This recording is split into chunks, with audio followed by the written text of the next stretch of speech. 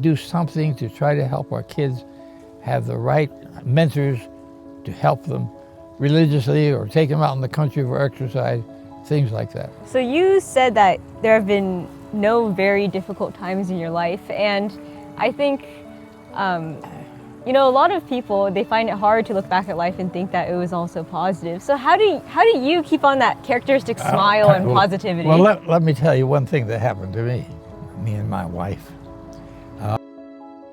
We had moved from Loma up in the country, and I was waiting for my tax returns, people to get it finished, and I had to wait an hour or so. So I went to see a person in the house.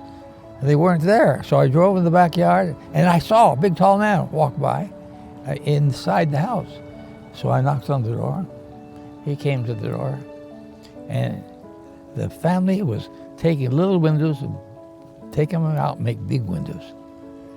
And the man said, you know, there was a burglar in here and broke the window of the back bedroom. Oh, I said, I'd like to see it, because I knew the people. I said, where are the people? Oh, they're at work. So I went back to look at that broken window in the bedroom, and my wife dropped to the floor. Oh. And what happened? I was stooping over to see what happened. Then I felt the hammer he had on my head. He hit her with a hammer. He was wanting to kill us to take our Cadillac. We just bought a second-hand Cadillac. Never had a Cadillac in my life before. And since I was moving, it was a glancing blow. He demanded my keys. I threw them at him, hoping he'd have to turn around to get them, but he caught him. I was going to tackle him if he turned around. But he ran out and got our car and drove off.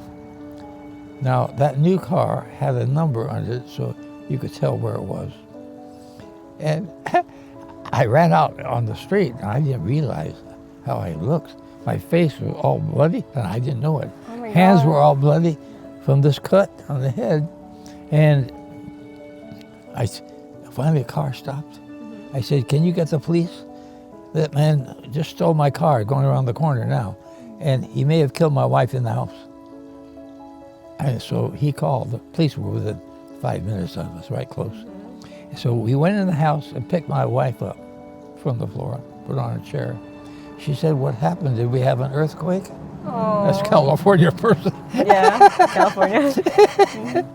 She didn't know what had happened, see?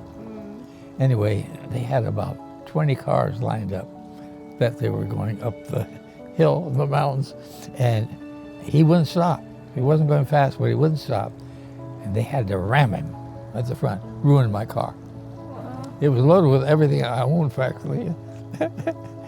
And we got the car back, and I got all my stuff back, but I had to give up the car because it was totaled. So how do you stay so optimistic despite all these things? You asked what happened bad in my life. I would say that was the worst thing. Right, yeah. But I was in wars, too. I was over in Korea when the Korea War started. You were in Korea? Yeah. Wow. I had my house burned 2 times. All your belongings burned to the ground? Not quite, but I had a home right in front of Syngman Rhee's house, the Korean president.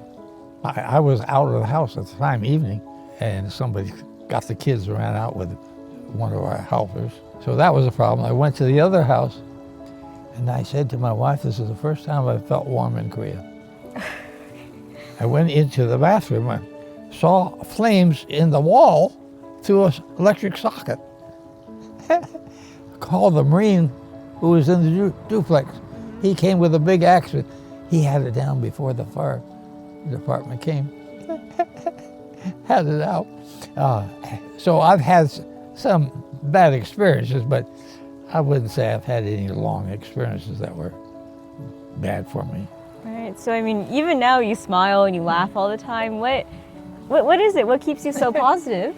You know, I think what's positive is I wake up every morning and I say, now what's going to happen today?